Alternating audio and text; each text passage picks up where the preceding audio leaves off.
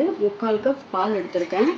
கொஞ்சம் வெதுப்பாக கை பொறுக்கிற சூட்டில் கை விட்டோம்னாக்க பொறுக்கணும். அந்த மாதிரி பால் எடுத்துக்கணும். ரொம்ப ஓவர் சூடு இருக்கக்கூடாது.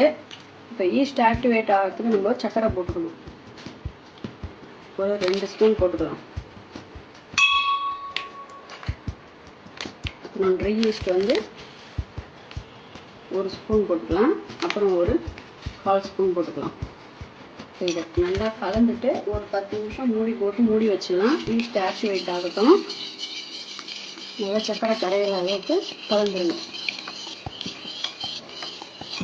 இப்போ பாருங்கள் ஃப்ரெண்ட்ஸ், ஒரு மிக்சிங் பவுலில் 2 கப் கோதுமை மாவு போட்டிருக்கேன்.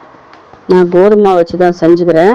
உங்களுக்கு வேணும்னா நீங்கள் மைதா கூட வச்சு செஞ்சுக்கலாம். எனக்கு மைதா வேண்டாம்.